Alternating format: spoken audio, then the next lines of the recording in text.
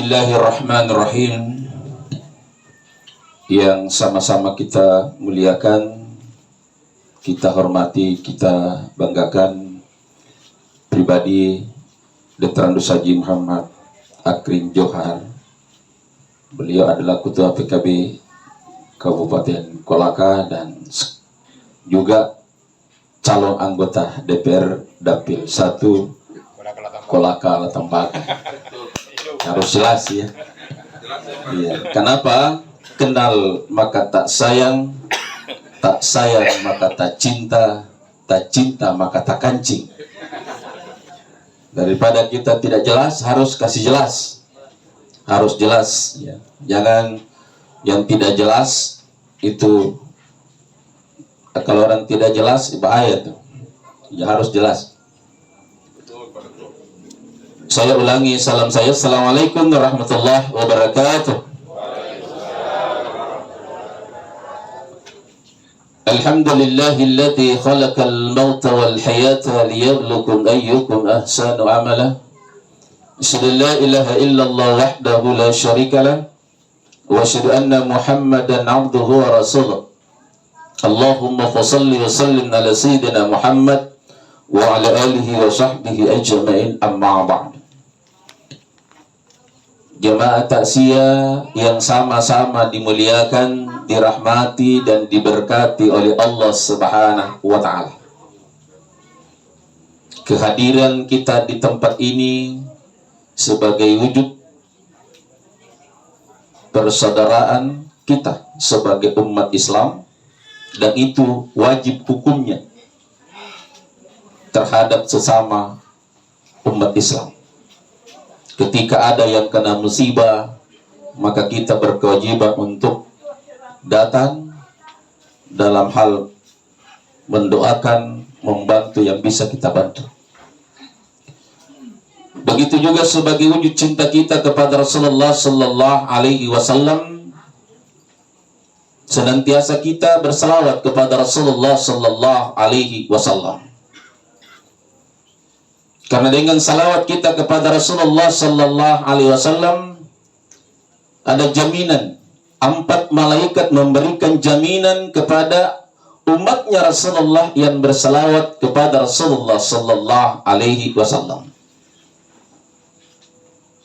Berapa salawat yang harus kita ucapkan dan mendapatkan jaminan dari 4 malaikat ini? 10 kali. Ya, mana salawatnya? Karena salawat itu banyak. Ada salawat Jibril, ada salawat Nariyah, ada salawat Badar, ada salawat Nabi. Yang mana salawat kita? Salawat kita, kalau salawatnya Nabi, Allahumma salli ala Muhammad wa ala ali Muhammad, itu salawatnya sendiri Nabi. Nabi sendiri yang ucapkan. Lantas salawat kita kepada Nabi yang mana? Kalau salawatnya Jibril, sallallahu ala Muhammad. Yang paling panjang itu salawat Nariyah, salawat Badar. Kalau salawat kita ditambah, Allahumma salli ala Sayyidina Muhammad wa ala ali Sayyidina Muhammad. Kenapa harus ditambah Sayyidina? Padahal Nabi tidak mengucapkan Sayyidina. Itulah pengaguman. Nabi tidak mau mengagumkan dirinya sendiri. Kitalah yang sebagai umatnya yang harus mengagumkan. Itu yang pertama. Lantas siapakah yang memberikan jaminan? Pertama, memberikan jaminan yang salawat kepada Rasulullah Sallallahu Alaihi Wasallam. Malaikat Jibril datang kepada Rasulullah, ya Rasulullah, umatmu yang bersalawat kepadamu 10 kali. Allahumma salli ala Sayyidina Muhammad wa ala ali Sayyidina Muhammad, diulangi 10 kali. Kata Jibril, saya akan menuntunnya melewati titian Siratal Mustaqim sampai tujuan. Itu jaminan Jibril. Malaikat Israel juga datang, yang malaikat pencabut nyawa datang kepada Rasulullah, ya Rasulullah, umatmu yang bersalawat kepadamu 10 kali sampai 100 kali, saya akan mencabut rohnya seperti saya cabutnya benang atau rambut dari adonan, seperti saya mencabutnya kekasihmu. Itu malaikat Israel pencabut nyawa. Dia akan berhati-hati dalam mencabut roh kita. Itu yang dijamin yang bersalawat kepada Rasulullah sallallahu alaihi wasallam. Malaikat yang ketiga, malaikat Atib datang kepada Rasulullah. Ya Rasulullah, umatmu yang bersalawat kepadamu 10 kali, saya akan memberikan makanan dan minuman di padang mahsyar. Ketika di padang mahsyar, matahari 1 jengkal di atas kepala kita, dan matahari pun dihadapkan ke bawah, semua berenang di keringatnya masing-masing. Betapa panasnya. Sekarang ini matahari berada pada langit ke-7, dan itu pun dihadapkan ke atas. Kita harus masih pakai AC, kipas angin. Bagaimana itu nanti di padang mahsyar, 1 jengkal matahari di atas kepala kita. Apa yang harus melindungi kita nanti di padang mahsyar?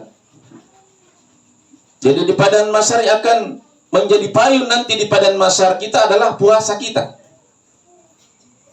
Itulah dikatakan apa itu artinya puasa, menahan. Yang mana ditahan? Lapar, panas, semua ditahan di situ. Dan di situ kita akan diberikan makan dan minuman oleh malaikat Atib, dan ketika kita makan dan minum tidak akan pernah lapar lagi dan tidak akan pernah haus. Itu jaminan malaikat Atib yang bersalawat 10 kali kepada Rasulullah sallallahu alaihi wasallam. Malaikat yang keempat datang juga kepada Rasulullah. Ya Rasulullah, umatmu yang bersalawat kepadamu 10 kali sampai 100 kali, saya akan sujud kepada Allah. Saya tidak akan bangun dari sujud saya. Ini malaikat Israfil ini yang ditugaskan meniup sangkakala. Dan sampai sekarang selama diciptakan, satu ditugasnya malaikat Israfil, hanya meniup sangkakala. Coba kalau dia coba-coba ada tiup itu sangkakala. Apa jaminannya malaikat Israfil? Itu jaminannya tadi, dia akan sujud kepada Allah, tidak akan bangun dari sujudnya sebelum Allah mengampuni dosa dan kesalahannya selama hidup di dunia. Ini yang pertama. Makanya itu salah satu yang juga langsung dibalas, amal ibadah yang langsung dibalas oleh Allah Subhanahu wa taala di dunia ini hanya satu. Hanya selawat kepada Rasulullah. Dalam hadis Rasul dikatakan, "Masallallahu alaihi salatan sallallahu alaihi wasallam biha asr." Barang siapa bersalawat kepada Rasulullah sallallahu alaihi wasallam, satu salawat, Allah membalas. Jadi langsung Allah membalas rahmat kasih sayang, 10 kasih sayang. Jadi syarat untuk bisa disayangi oleh Allah adalah perbanyak salawat kepada Rasulullah. Syarat untuk bisa diterima doa kita, ibadah kita, hajat kita, perbanyak salawat kepada Rasulullah. Saya banyak bergaul dengan orang-orang kaya, dengan pejabat. Rata-rata itu yang bertahan kekayaannya itu pasti ada wirid yang diamalkan.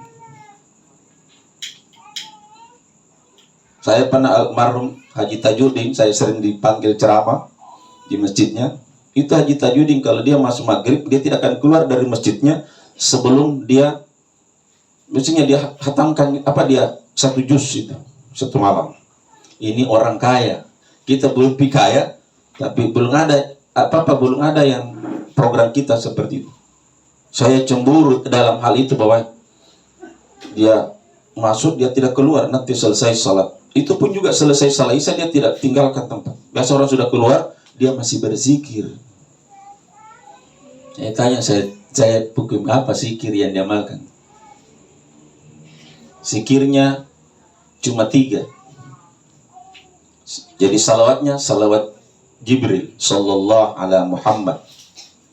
Dan yang selalu dibaca di situ, la ilaha illal anta subhanaka inni kuntu minaz zalimin.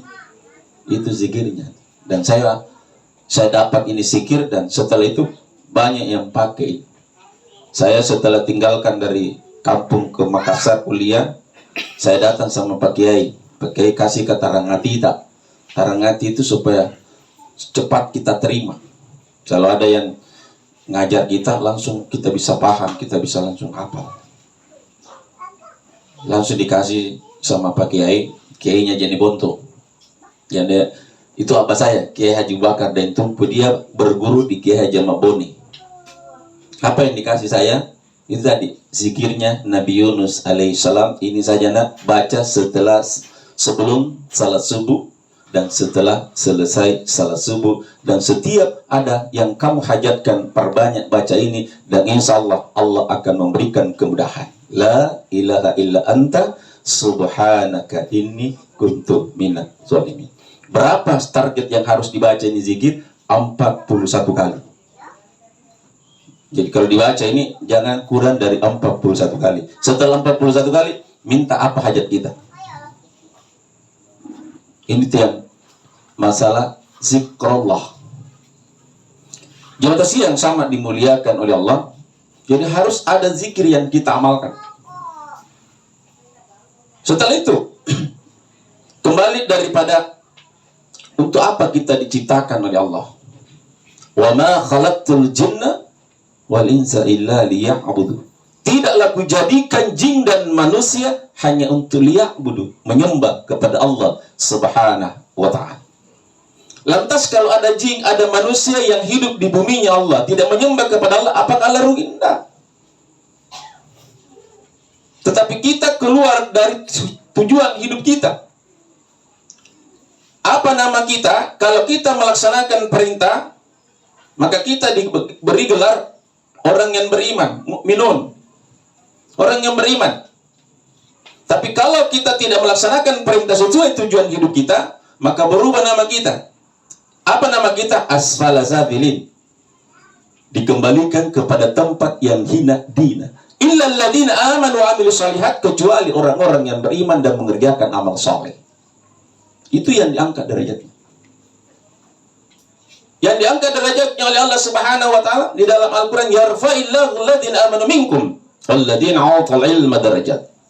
Allah mengangkat derajat orang-orang yang beriman dan orang-orang yang diberikan ilmu pengetahuan beberapa derajat. Maka dengan iman sudah yakin pasti Allah angkat derajat kita. Dengan ilmu insya Allah itu janji Allah, bukan janji manusia. Jadi kalau kita mau diangkat derajat kita, kita harus beriman kepada Allah dan harus memiliki ilmu pengetahuan. Di dalam hadis Nabi dikatakan, man arada dunya fa'alaihi bilmi, wa man arada akhiratika fa'alaihi bilmi, wa man arada huma fa'alaihi bilmi. Apabila engkau mendapatkan kebahagiaan dunia, kenikmatan dunia, kesejahteraan dunia, fa'alaihi bilmi, maka hendaklah engkau berilmu. Apabila engkau menginginkan kesejahteraan, kebahagiaan, kenikmatan akhirat, fa'alaihi bilmi, maka hendaklah engkau berilmu. Apabila kamu mendapatkan kedua-duanya, kebahagiaan dunia, kebahagiaan akhirat, wa man aradahuma fa'alaihi bi'ilmi, maka hendaklah engkau berilmu. Maka dengan dasar ilmu kita bisa salat. Coba kalau kita tidak punya ilmunya salat, tidak bisa, Pak. Apa kita bikin? Maka yang pertama, di dalam memahami ilmu, yang dulu orang selalu pergi tarekat. Apa yang ditarekatkan? Pertama masalah istinja dan masalah zikir. Mana? Kenapa rasanya diterima ibadah harus bersih ini, harus tahu ini istinja. Dan ini jarang orang mau karena jorok itu. Tapi harus sampaikan karena salah satu syarat untuk bisa dicintai oleh Allah di dalam Al-Qur'an dijelaskan, innallaha yuhibbut tawwabina wa yuhibbul mutatahhirin. Sesungguhnya Allah mencintai orang-orang yang senantiasa bertaubat kepada Allah dan mencintai orang-orang yang selalu membersihkan dirinya. Jadi syarat untuk bisa dicintai oleh Allah, kita harus bersih. Bersih dari dosa dengan taubat, bersih dari kotoran dengan mandi. Terkhusus yang mandi kalau jelas. Tapi yang paling terkhusus dalam membersihkan ketika buang air kecil dan buang air besar. Ini yang pertama saya akan bahas. Yang pertama, dalam fikih itu cuma 3 yang diajarkan. Ketika kita beristinja, pertama bersihkan bendanya, bahasa kasarnya tainya. Kedua, apanya Bu? Apanya yang kedua? Pertama kan bendanya tainya. Yang kedua? Ya, licinnya. Kalau masih licin belum bersih, jadi licin. Jadi kalau masih licin jelas. Baru sini mungkin. Maka ini yang harus, ini tidak boleh panjang gue, karena nanti tinggal garang-garangnya di sini, kenal rasa tai terus ini mana tidak tinggal di sini. Nah ini harus yang ada yang salah. Ini yang ketiga harus baunya. Kalau sudah hakul yakin sudah tidak berbau, di mana selesai? Disapukan di muka. Jadi itu obat awet muda. Jadi ibu-ibu yang itu bapak-bapak itu obat awet muda itu. Dan ketika ini kita jaga, ketika kita mati tidak ada yang bisa cium bau kita. Kenapa? Karena kita tidak pernah mencium bau kita. Ini hakikinya. Itu tidak ada di fikih. Di fikih sampai tadi hilangkan baunya. Sampai di situ saja. Ilmu tersiratnya disapukan di muka juga tidak ada dalam fikih. Hanya dikasih tahu sama Pak Kiai. Sapu, setelah selesai hakul yakin, mana selesainya? Yang mana yang selesai ini yang jari tengah?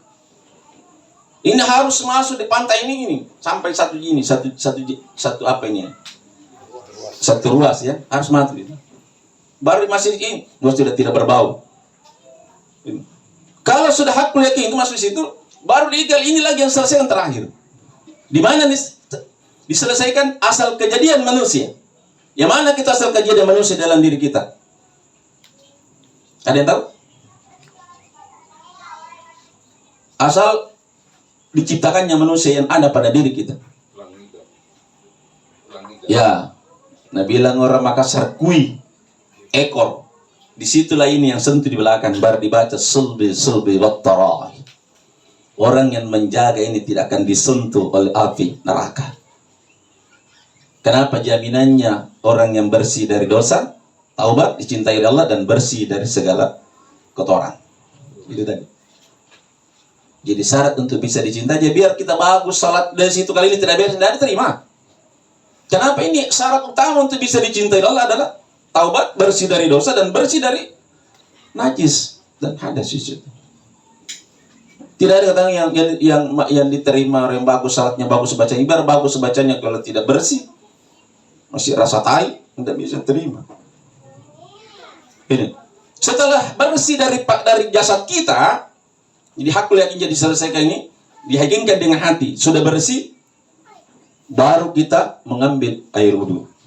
Setelah mengambil air wudu, kita lagi baca tadi doa itu ujungnya innallaha yuhibbut tawwabina wa yuhibbul mutatahhirin. Terakhir, dan setelah itu apa lagi yang kita baca?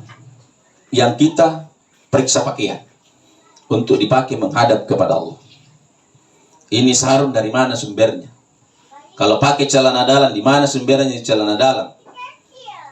Semua yang melekat pada diri kita, ada cincin, ada aksesoris, ada apapun yang melekat, kacamata, ada songkok, semua harus kita tahu dari mana sumbernya. Kalau tidak jelas, jangan pakai ibadah. Dan disitulah tertolaknya ibadah kita. Kenapa? Ada yang subhat, ada yang tidak suci melekat pada diri kita. Kenapa orang tua dulu, saya sering lihat kalau orang tua dulu saya, kalau ada hasil panennya, apa yang pertama dibeli? Pakaian salat. Bukan emas. Kenapa dia tahu dari mana ini sumbernya, ini pakaian saya pakai. Jadi kalau yang tidak jelas jangan dipakai. Kalau setengah mati kita salat tidak diterima, buat apa sih? Jadi setelah bersih jasad dia kita, bersih pakaian. Nah itu. Jadi harus yang dipakai ini harus jelas. Jadi apa yang ada cincin dari mana ini? Dari mana cincin ini? Walaupun harganya mungkin 10.000, tapi kalau dia tidak jelas, subhat, jangan pakai. Oh di jam tangan jelas sumbernya. Kacamata jelas sumbernya. Songkok yang saya pakai jelas sumbernya. Semua yang kita pakai harus jelas. Itu tadi bilang tadi harus jelas. Jangan yang derman-derman. Harus jelas. Orangnya juga harus jelas. Kalau kapan tidak jelas, jasanya saja palsu, akhirnya yang apa? Ini yang harus kita pahami. Jadi kita bukan membeli kucing dalam karung, tapi jelas kucingnya yang kita beli. Ini secara hakiki. Itu tadi tarekatnya tadi. Jalannya menuju situ. Jadi sekarang kita bertarekat. Apa yang ditarekatkan? Syariat, hukum, aturan. Kita tahu tadi, di mana saya tahu? Karena saya belajar, diajar, dan belajar. Saya tidak bisa bicara kalau tidak pernah diajarkan seperti itu. Itu namanya syariat, aturan. Kita bisa tahu ayat hadis karena kita belajar, kita baca, kita dengar. Setelah tahu syariatnya, baru masuk hakikinya. Yang mana itu hakiki? Itulah isinya salat. Yang isinya salat, sekarang kita berada pada masuk bulan Rajab ya, diterimanya salat. Bagaimana itu Rasulullah menerima salat? Yang tadi sudah bersih, sudah pakainya bersih, kita mau menuju bagaimana menghadap kepada Allah. Jadi kita menghadap kepada Allah itu 5 kali sehari semalam. Maka orang yang menjaga salatnya tidak pernah takut mati. Kenapa? 5 kali sehari semalam melapor kepada Allah. Apa laporannya? Inna salati wa nusuki wa mahyaya wa mamati lillahi rabbil alamin. Sesungguhnya salatku, ibadahku, hidupku dan matiku hanya untuk Allah semata. Itu yang dilaporkan dalam doa iftitah. Karena apa itu artinya doa iftitah? Doa pembuka. Yang mana dia buka? Dia buka 7 pintu langit dan 7 pintu bumi. Dia buka semua. Sampai menghadap kepada Allah. Setelah kita sampai kepada Allah, di Sidratul Muntaha, kita menghadap kepada Allah. Bagaimana cara menghadap? Kalau kita menghadap sama bupati, tidak mungkin berdiri. Kalau bupati duduk, ya kita harus duduk. Ada etikanya situ. Ini kita mau menghadap kepada Allah. Bagaimana Rasulullah menghadap kepada Allah? Apakah Rasul dalam posisi berdiri? Tidak. Posisi ruku juga tidak. Posisi sujud juga tidak. Posisi duduk Rasulullah juga tidak. Jadi posisi berdiri Rasulullah tidak. Ruku juga tidak. Sujud juga tidak. Duduk juga tidak. Bagaimana itu yang kalau sudah 4 gerakan ini tidak dilakukan Nabi? Bagaimana posisinya Nabi menghadap kepada Allah? Karena kita ini mas, posisi Rasulullah menghadap kepada Allah dalam posisi bertahiyat. Bagaimana itu duduk bertahiyat? Sudah tahu orang yang bertahiyat. Bertahiyat mana? Bertahiyat awalkah terakhir? Dan ketika Rasulullah menghadap, apa yang pertama diucapkan Nabi? Ada yang pernah dengar? Ketika Rasulullah menghadap kepada Allah, apa yang pertama diucapkan Nabi ketika menghadap kepada Allah?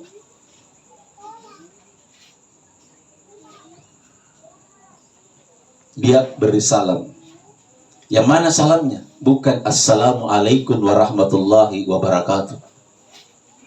Salamnya Rasulullah kepada Allah, dia menghadap dalam posisi bertahiyat, lantas dia beri salam. At-tayyatul mubarakatus salawatut tayyibatu lillah. Dijawab oleh Allah, Assalamu alayka ayyuhan nabi wa rahmatullahi wa barakatuh. Hakikinya mana?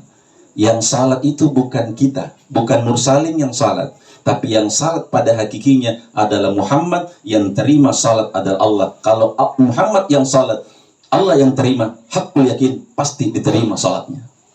Apa buktinya? Kita ini berhuruf Muhammad, min, ha, mim, dal. Muhammad, itulah hamba. Dan ini tidak akan pernah disentuh jasad ini oleh api neraka.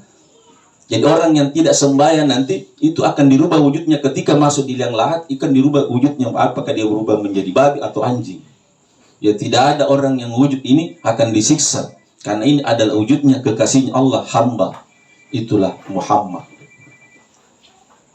Jadi walaupun kita berdiri juga tetap Muhammad, ruku Muhammad, sujud Muhammad, duduk Muhammad. Jadi hakul yakin ketika kita salat, yakinkan yang salat adalah Muhammad, yang terima salat adalah Allah. Itu. Setelah Rasulullah diberikan setelah Allah memberikan salam kepada Rasulullah, Assalamu alayka ayyuhan nabi wa rahmatullahi wa barakatuh. Keselamatan atas wahai Nabi dan dirahmati dan diberkati. Jadi Rasulullah sudah dijamin dirahmati dan diberkati oleh Allah. Tapi Rasulullah tidak mau selamat sendiri, tidak mau diberkati sendiri, sehingga Rasulullah melanjutkan dialog itu. Apa lanjutan tayat itu? Assalamu alayna wa ala ibadillahi sholihin. Dan keselamatan atas orang-orang yang mengerjakan amal saleh, kita lihat umatnya. Yang mengerjakan amal saleh akan bersama dengan Rasulullah masuk dalam surga kenikmatan Allah. Maka para malaikat yang menyaksikan di aras mengucapkan asyhadu alla ilaha illallah wa asyhadu anna Muhammadar Rasulullah. Sampai di situ di tahiyat kita. Yang lain itu cuma tambahan.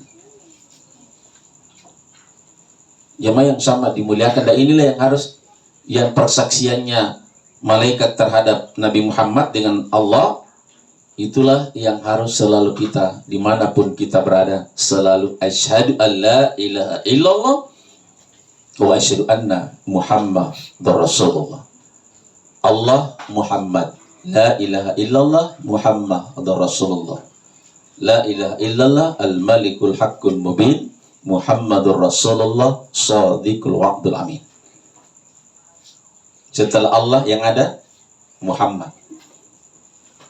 Tidak ada kata lain setelah Allah, hanya Muhammad yang ada. Setelah la ilaha illallah Muhammad Rasulullah.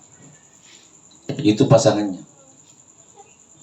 Pernah kita berhitung berapa itu huruf la ilaha illallah? Ada pernah hitung itu huruf? Yang jaminannya surga, jaminannya jalur khusus. Ada jalur khusus, tidak diperiksa oleh malakal maut, oleh Munkar dan Nakir. Jadi jangankan di dunia ini ada jalur khusus, Pak. Orang pejabat kalau masuk di bandara saja tidak sama jalurnya kita.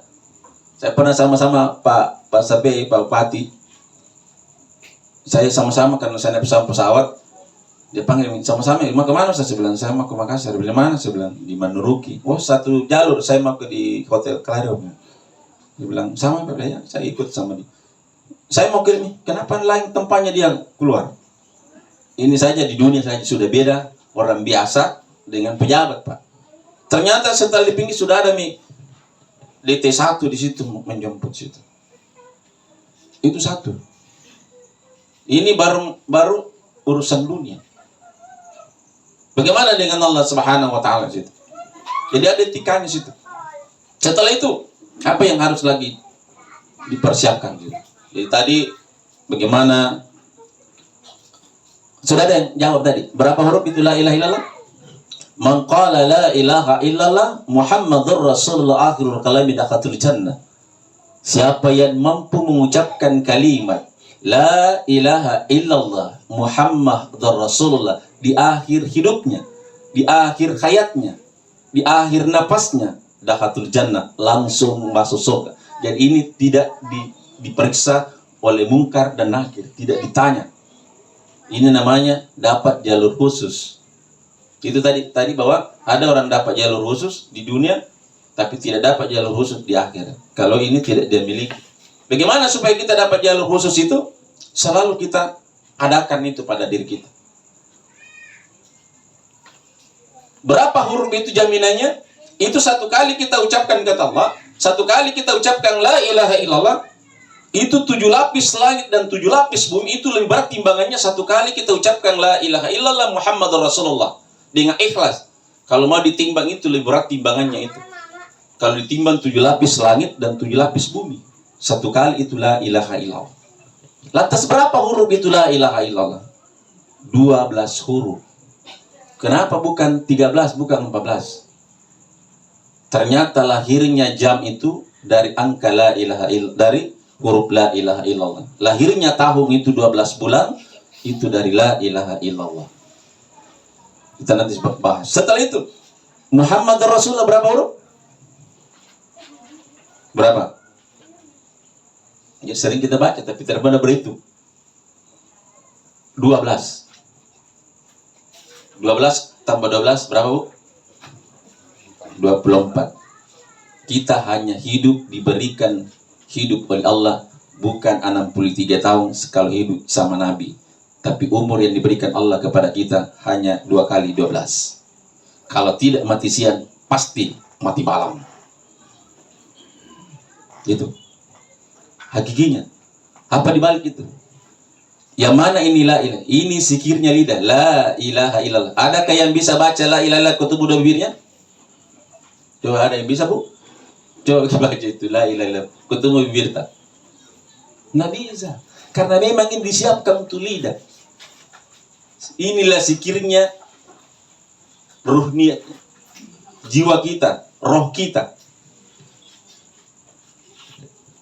Yang mana zikirnya jasadnya kita? Muhammad Rasulullah. Inilah Muhammad. Itu na tarekat dulu. Sampai na bayar pas 1 ekor kerbau, tapi saya gratis kasih malam ini. Ada itu. Karena saya juga dosen ilmu tasawuf, jadi saya pelajari itu. Dikasih mata kuliah itu. Dosen tasawuf ya. Yang harus pelajari syariat, tarekat, hakikat, marifat. Harus di dalam. Kalau di perguruan tinggi itu nanti belajar itu tasawuf nanti di semester 7. Kenapa? Karena itu bisa dia gila kalau dia salah belajar di situ. Jawatan yang sama dimuliakan oleh ini. Jadi setelah itu masuk dalam syariat tarikat, kita masuk ma'rifat. Yang mana itu ma'rifat? Jadi hakikinya itu adalah mengenali tadi kalimat la ilaha illallah Muhammadur Rasulullah, itulah hakikinya. Mulai dari salat takbiratul ihram sampai kita membaca iyyaka na'budu wa iyyaka nasta'in sampai tahiyat, itulah hakiki. Mana ma'rifatnya? Ketika kita hanya satu tujuan kita fokus kepada yang satu. Itulah Allah, dan kita menyatu dengan kemahakuasaan Allah, maka itulah kita berada pada posisi ma'rifat. Kapan kita ma'rifat? Ya, biasa kalau kita salat, Allahu Akbar, ingat HP-nya itu. Memang ada iblis yang selalu menggoda situ. Ada memang ditugaskan kalau kita mau takbir, itu kita pikirkan kebesaran Allah, tapi terlintas dalam pemikiran nagoda iblis. HP mu simpan, kompor belum dimatikan. Yang besar itu kompor di situ yang belum dimatikan. Kenapa? Memang ada tugas iblis di situ yang memang mempengaruhi. Ada yang juga yang mengganggu ketika kita zikir. Ada juga yang mengganggu ketika kita mau berangkat ke tasya begini. Ada juga jangan pergi mau jangan banyak situ. Akhirnya orang mesum. Tapi kalau kita bisa lawan dengan itu enggak. Jamaah yang sama kalau kita mau salat jamaah, sudah mau salat jamaah tiba-tiba tidak jadi. Mungkin karena persoalan itu tadi. Iblis mampu menghalangi kita tidak berangkat. Makanya itu sebelum kita melakukan ibadah selalu kita disuruh apa? Berlindung. Sekurang-kurangnya kita membaca auzubillahi minasyaitonir rajim. Kenapa harus? Karena itu iblis memang diberikan kuasa untuk melakukan itu. Jemaah yang sama dimuliakan ini. Setelah itu kita berada pada posisi ma'rifat, menyatukan antara hamba dengan Allah menjadi satu. Maka itulah berada pada posisi ma'rifat. Dan itulah yang keluar A, I, U. Inilah kalimat yang kita ucapkan ketika sebelum ngea. Itulah kalimat yang harus selalu ada. Memulai suatu pekerjaan dengan kalimat hidup dan ditutup dengan pekerjaan dengan kalimat hidup dengan hakul yakin. Itulah makna dalam surah Yasin, innama amruhu idza arada say'ah ayyakula lahu kun fayakun.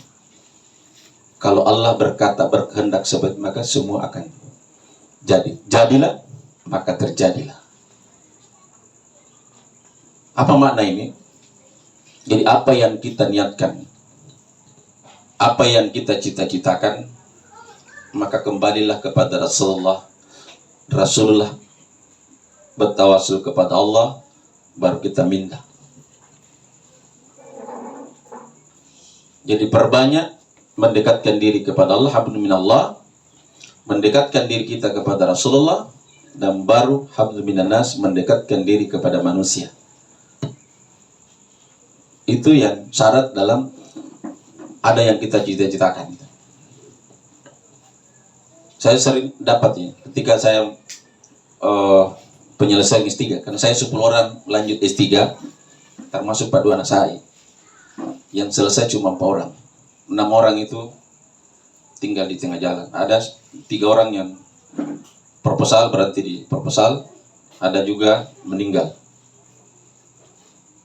Dan disitulah bahwa ternyata mendapatkan suatu ilmu itu bukan dari segi hartanya kita banyak, ilmunya kita hebat, tapi harus itu tadi, harus ada 3. Jadi walaupun kita kaya, pintar, tapi tidak mental, tidak bisa juga. Jadi harus mental. Kalau tidak mental itu tadi, gagal sebelum waktunya. Jemaah yang sama dimuliakan oleh Allah. Dan di situ mental ini bukan bahwa kita harus berani, enggak. Ternyata di balik mental itu ada doa dan zikir yang harus diamalkan. Dan saya banyak berguru di sini di S3, dan saya banyak berguru dalam menghadapi orang. Ternyata yang ilmunya ada semua di surah Yasin.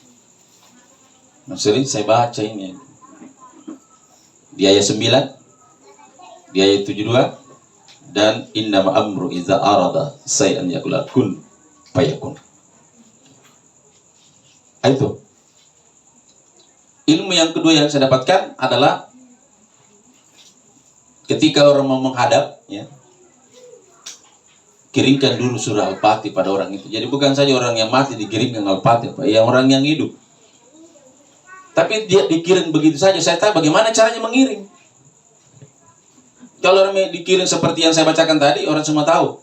Ternyata kalau orang hidup, lain cara ngirimnya. Bukan lewat pos, ya. Yang biasa kirim lewat pos. Ternyata di situ kirimnya iyyaka na'budu wa iyyaka nasta'in. Wa iyyaka nasta'in. Di situ kirimnya. Hanya Engkau yang kami sembah dan hanya Engkau kami mohon pertolongan. Berhenti di situ. Berapa yang harus dibaca surah Al-Fatihah? Itu 7 kali. Kenapa harus 7 kali bukan 10 kali? Karena ini namanya surat 7 ayat. Di situ. Di situlah minta, baik ketika saya mau menghadap sama dosen, mau ujian, itu dulu saya kirim. Saya kirimkan dulu surah Al-Fatihah semua. Dan alhamdulillah, saya dari S2 dan S3 cuma 1 di 3-nya, saya semua 4. Saya cum laude dari S1, S2 dan S3. Kalau bilang, udah pintar tapi tadi, mungkin itu doa. Doa bisa meluluhkan hati seseorang. Yang mungkin mau jadi kasih mungkin 3, tapi nak kasih 4. Kenapa? Allah yang menggerakkan tangannya. Maka saya minta, ya Allah gerakkan hati dan tangannya untuk memberikan nilai yang bagus itu. Jadi diminta. Sama kalau mungkin kakanda yang mau caleg ini, ya, bagaimana itu supaya masyarakat itu tergerak hatinya, senang, tangan dan hatinya menjatuhkan pilihan kepada orang tua kita ini di tanah akhir Johan. Iya. Jangan pakai amplop di situ. Jangan sampai mau jadi amplop. Karena yang itu orang yang menyogok dan disogok bukan berdosa. Nah, ada dosanya orang menyogok dan disogok, enggak. Langsung neraka dia tuh. Kalau dosa masih bisa mau ngampun, ini jami apa? Sanksinya neraka. Langsung ditanya. Sananya bilang berdosa saya, bisa kan selesai mohon ampun bertaubat selesai masalah. Ini Pak langsung jaminannya neraka tuh. Tanpa tes lagi masuk situ. Tidak diperiksa lagi. Tidak diperiksa itu. Sananya bilang berdosa kan yang sama dosa-dosa lain kan. Salah satu itu yang langsung yang menyogok dan disogok langsung neraka, bukan berdosa. Nah ada ayatnya, ada sebab berdosa, nah langsung neraka. Jadi itu tadi tuh. Ya tergantung kita sih, yang mau kepilih yang surga atau neraka ya. Yang penting saya sudah sampaikan, selesai saya tugas saya. Itu ya, jadi itu salah satu ya. Itu dia masuk dalam hakiki ya. Maka hakiki ini selalu kita marifat ya, marifat. Itu marifat sama kalau kita mau berangkat dari rumah atau mau tidur. Disinilah kita belajar mati sebelum mati. Ditidur. Kenapa mati? Kenapa itu tidur? Mati itu apa? Tidur itu adalah mati subra, mati kecil. Yang mana ke mati kubra ini almarhum, mati kubra, mati besar, tidak balik-balik lagi. Maka belajarnya kita mati ditidur. Maka ditidur, situlah Rasulullah memberikan tuntunan melalui istrinya Siti Aisyah. Wah istriku Aisyah, sebelum kamu mati, hatamkan Al-Quran 30 juz. Bisa bu? 30 juz. Sebelum tidur. Bisa? Ada bisa? Biar penghafalan, bisa selesai. Jawabannya Siti Aisyah sama aja dengan kita. Tidak bisa ya Rasul. Jangankan 30 juz, 1 juz saya setengah mati tuh. Tidak tidur gitu. Kata Nabi, cukup kamu membaca sebelum kamu tidur, membaca surah Al-Ikhlas 3 kali, itu sama nilai pahalanya. Menghatamkan 30 juz. Ada juga ibu-ibu, aku tahu juga itu surah Al-Ikhlas, bilang kulalawahat, aku tahu gitu. Kalau Al-Ikhlas dia tidak tahu, tapi kulalawahat tidak tahu. Itu namanya kulalawahat, itu namanya surahnya surah Al-Ikhlas. Tapi orang tua mungkin tidak langsung pelajari surah kullu tidak tahu. Surah kullu juga tahu Ustaz itu. Itu kenapa dikatakan surah Al-Ikhlas? Karena 4 ayat ini semua tertuju kepada Allah. Qul huwallahu ahad, Allahus samad, lam yalid wa lam yulad wa lam yakul lahu kufuwan ahad. Itu tertuju kepada Allah semua. Enggak ada kepada orang lain. Yang kedua, pesan Rasulullah sebelum kita mati, ini persiapan mati sebelum mati. Jadi hatamkan Quran, banyak membaca Quran. Dan ayat pertama itu memang perintah membaca. Apa yang harus dibaca? Iqra bismi rabbikal ladzi khalaq. Bacalah dengan menyebut nama Tuhan yang telah menciptakan kamu dari segumpal darah. Yang mana itu yang harus kita baca? Asmaul Husna. Wah, banyak 99 banyaknya. Yang mana itu yang harus dibaca? Ada lagi tuntunan Rasulullah. Sebelum tidur zikirnya. Yang mana zikir sebelum kita baca, sebelum kita tidur? La ilaha illallah al-malikul haqqul mubin. Muhammadur Rasulullah shadiqul wa'dul amin. Subhanallah walhamdulillah wa la ilaha illallah wallahu akbar wa la haula wa la quwata illa billah. Dibaca sebelum tidur. Apa jaminannya? Siapa yang membaca zikir ini sebelum dia tidur dan sampai dia tidur, sampai dia bangun dari tidurnya, sampai kalau dia mungkin wafat dalam perjalanan, itu Allah sudah hapus dosa-dosanya yang telah lalu. Seperti bayi lagi lahir setelah bangun dari tidurnya. Jaminannya itu. Kalau bangun dari tidur, la ilaha illallah wahdahu la syarikalah, lahu mulku wa lahul hamdu wa ala kulli syai'in qadir. Subhanallah walhamdulillah wa la ilaha illallah wallahu akbar wa la haula wa la quwata illa billah faghfirli. Ampuni dosaku ya Allah. Maka setelah kita bangun dari tidur, Allah sudah menghapus dosa-dosa kita. Ini. Jadi kalau kita mati, nanti balik keluar rumah di situ ya, masih gosip lagi, situ baca lagi ya, baca lagi dosa berdosa lagi gitu. Ulangi lagi, dihapus lagi. Itulah perputaran. Jangan kita merasa tidak ada yang saya dosaku. Tidak ada. Nabi sendiri sudah dijamin dia beristighfar 100 kali dalam satu hari. Kita tidak ada jaminan dosa. Maka kita harus banyak-banyak juga beristighfar. Jangan sampai terakhir istighfar hari ini. Itu. Yang ketiga pesan Rasulullah. Wahai istriku Aisyah, kata Rasulullah, sebelum kamu wafat, sebelum kamu mati, hajikan dirimu. Kata Siti Aisyah, gimana caranya ya Rasulullah menghajikan diri? Orang melaksanakan haji itu kan, kalau kita di Mekah itu harus, kalau orang yang tinggal di tanah haram harus keluar di tanah halal, baru berniat masuk di tanah haram. Maksudnya di mana? Jadi orang yang melaksanakan haji dan umrah tidak sembarang masuk kalau masuk tanah haram. Ada tempat masuknya dan ada tempat berhentinya. Di mana masuknya? Yang pernah melaksanakan haji dan umrah pasti tahu. Masuknya kita di Babus Salam. Itu yang sejajar Hajar Aswad yang ada lampu hijau. Di situ mulai namanya Babus Salam. Apa itu Babus Salam? Pintu keselamatan. Dan di situ juga berakhir di pintu keselamatan. Berangkat selamat, tiba dengan selamat. Itu yang dimaksud. Apa mau selamat? Yang mana supaya kita selamat? Supaya kita selamat, berangkat selamat, tiba selamat. Apa yang dibaca? Orang yang baca ketika mulai tawaf itu subhanallah walhamdulillah wa la ilaha illallah wallahu akbar wa la haula wa la quwata illa billah. Itu dibaca 7 kali, itu sama nilai pahalanya kita telah menghajikan diri kita. Berangkat selamat, kembali selamat. Maka kalau kita mau selamat berangkat, baca itu subhanallah walhamdulillah wa la ilaha illallah wallahu akbar wa la haula wa la quwata illa billah. Ya, biasa orang yang baca bismillah tawakkaltu ala la haula wa la quwata illa billah. Singkat. Tapi yang sebenarnya yang dasarnya itu subhanallah walhamdulillah wa la ilaha illallah wallahu akbar wa la haula wa la quwata illa billah. Saya cari asbabnya ini. Dari mana asbabnya? Kenapa harus bersusung ini? Tidak boleh dibalik-balik ini. Zikir. Saya cari siapa yang pertama mengucapkan itu subhanallah. Ada yang pernah dengar? Siapa yang pertama yang mengucapkan zikir subhanallah? Bukan manusia. Itulah zikirnya para malaikat. Jadi zikirnya para malaikat itu mensucikan Allah subhanahu wa ta'ala. Engkau ya Allah. Setelah itu diciptakan manusia, Nabi Adam alaihissalam. Ketika Nabi Adam ditiupkan roh ke dalam jasadnya, setelah sampai roh di mulutnya Nabi Adam, apa ucapan yang pertama diucapkan Nabi Adam? Alhamdulillah. Maka subhanallah walhamdulillah Segala puji bagi Allah Tuhan semesta alam. Kenapa bukan Bismillahirrahmanirrahim?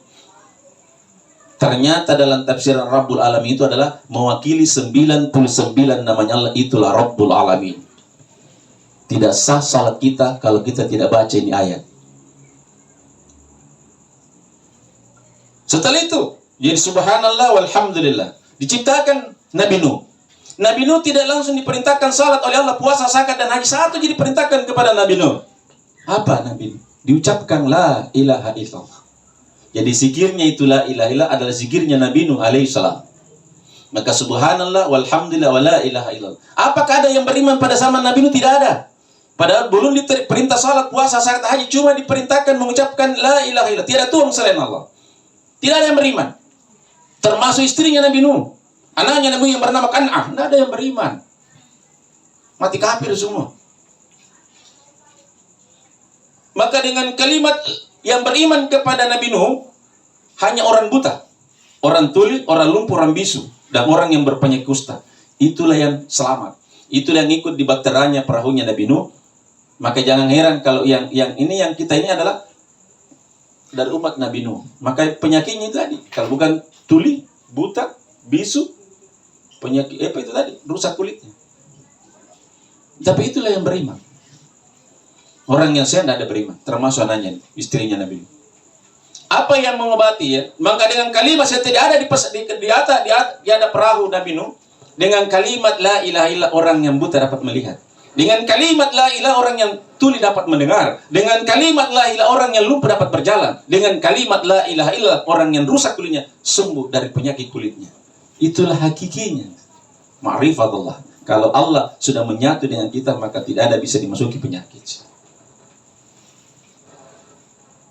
Jemaah kasih yang sama dimuliakan oleh Allah. Itu tadi. Yang keempat, kata Nabi sama Siti Aisyah, wahai istriku Aisyah, sebelum kamu mati, daftarkan dirimu sebagai calon surga. Kalau saya tanya ibu, ada tempat di surga? Ada bapak-bapak ada Kalau mati sebentar, ada tempat tak? Jangan kita dulu mati. Kalau tidak ada, kalau kita mau ke Kendari saja, mau ke mana? Kendari, mana Kendari? Kendari. Tapi di Kendari tidak tahu tujuannya. Jadi harus jelas tempatnya di surga. Bagaimana menulis nama kita, ada istana kita di surga, kata Nabi. Dan itu juga tidak bisa jawab Siti Aisyah. Gimana caranya ya Rasul supaya ada juga kaplingku, ada istanaku juga dalam surga? Jangan sampai kita mati belum ada kapling tak. Masuk tidak ada mata tertulis di situ. Di siapa rumah dimasuki? Kalau tidak ada mati di surga, anda ada pelinta, anda ada di Kolaka saja kalau kita di mana kita tinggal di Beteng, di mana Beteng, di mana Beteng itu nomor berapa, anda tahu? Karena orang berputar dicari rumah, memang tidak ada rumahnya. Tapi kalau jelas mana di Lorong 1 di mana depannya masjid, di mana 27. Apa di situ? Ada ceknya berapa? C hijau selesai. Anda susah dicari, kenapa? Ada tanda-tandanya situ. Tapi kalau tidak jelas indikasi berputar-putar padahal di situ. Jadi kalau kita memberi harus jelas, jangan yang subhat tidak jelas. Jadi gimana itu kata Rasulnya? Bagaimana caranya supaya ada kapling kita di surga, ada nama kita ditulis? Kata Nabi, akhiri tidurmu dengan kalimat tauhid la ilaha illallah. Kembali lagi tadi yang 12 huruf itu. Jadi jaminannya surga, istana, tidak diperiksa oleh mungkar dan nakir, maka perbanyak. Itulah yang tarekat dulu. Dan memang inilah yang pertama didakwakan Nabi pada periode Makkah selama 13 tahun, bukan perintah salat, puasa, zakat dan haji. Kapan ada puasa, zakat dan haji? Nanti pada periode Madinah. Jadi yang didakwakan 13 tahun Rasulullah di Makkah cuma la ilaha illallah Muhammad dan Rasulullah. Tapi yang beriman tidak cukup 100 orang. Berapa yang beriman pada periode Makkah? Cuma 72 orang. Tidak sampai 100. Dan yang pertama masuk Islam kan Abu Bakar. Di kalangan perempuan istrinya Nabi, Siti Khadijah. Dari kalangan anak-anak Ali bin Abi Thalib. Dari kalangan remaja Utsman bin Affan. Dari kalangan dewasa Umar bin Khattab. Dari kalangan orang tua Abu Bakar As-Siddiq. Dari kalangan budak Bilal bin Rabah. Itu disebut dengan az-zabiqun awwalun. Apa yang didalamkan situ adalah menanamkan pertama meyakini dalam dirinya bukan salat, puasa, zakat dan haji, tapi yang ditanamkan pada diri sahabat itu yang pergi Makkah adalah la ilaha illallah. Kenapa? Jaminannya mendapat jalur khusus, jaminannya istana di surga, dituliskan namanya di dalam surga kenikmatannya Allah Subhanahu wa taala. Maka marilah dimanapun kita mau tidur, bangun tidur, keluar rumah, di atas mobil, jangan pernah lepas zikrullah. Ya ayyuhalladzina amanu zkurullaha dzikran katsiran wasabbihu bukratan wa asila. Hai orang yang beriman, berzikirlah kepada Allah dengan zikir yang sebanyak-banyaknya. Jadi jangan pernah berhitung ketika kita mengingat kepada Allah. Perbanyak saja, tak usah berhitung. Kan Allah mengatakan, perbanyaklah mengingatku tanpa batas. Bukan dihitung. Maka Allah tidak akan menghitung kepada hambanya yang mengingatnya tanpa hitungan, maka Allah juga tidak memperhitungkan hambanya. Jamaah yang sama dimuliakan oleh Allah, ini yang harus kita tanamkan supaya dan selalu terakhir dalam sujud terakhir kita. Jadi dalam sujud terakhir kita, yang selalu kita biasa baca dalam sujud terakhir, Subhana rabbiyal a'la wa bihamdi. Setelah dibaca 3 kali, ada doa yang doanya Nabi Adam jangan pernah lepas dibaca. Doa pengampunan. Rabbana zalamna anfusana wa illam taghfir lana wa tarhamna lanakunanna minal khasirin. Siapa yang membaca doa ini, doa Nabi Adam ketika dia sujud, maka sebelum diangkat kepalanya, Allah sudah menggugurkan semua dosa-dosa kita. Ini doa Nabi Adam ketika dilempar ke dunia ini, dia tersungkur sujud, dan itulah yang dibaca ketika dia sujud ke tanah. Dan nanti setelah diangkat, setelah Allah mengatakan bahwa Allah sudah ampuni dosamu, wahai Adam. Kedua yang harus kita baca adalah la ilaha illa anta subhanaka inni kuntu minaz zalimin.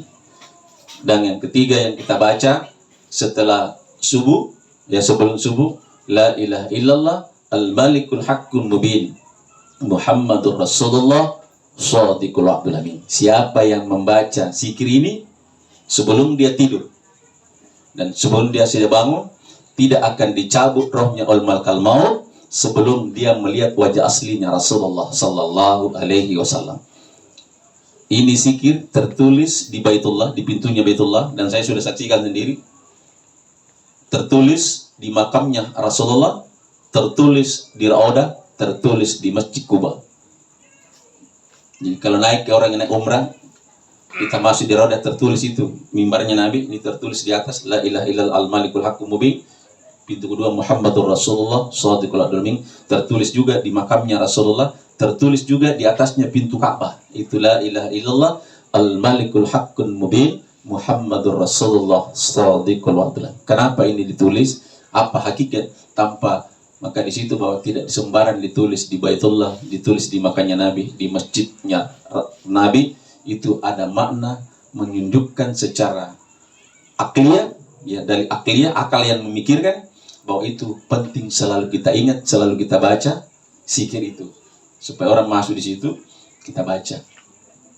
Jemaah yang sama dimuliakan oleh Allah, inilah berkali yang sampai saya sampaikan. Mudah-mudahan apa yang saya sampaikan bisa menjadikan motivasi dalam meningkatkan ibadah kita kepada Allah, terkhusus di dalam mendekatkan diri kita kepada Allah, baik sebelum kita tidur, bangun dari tidur, keluar rumah, dan terkhusus lagi setelah kita sholat.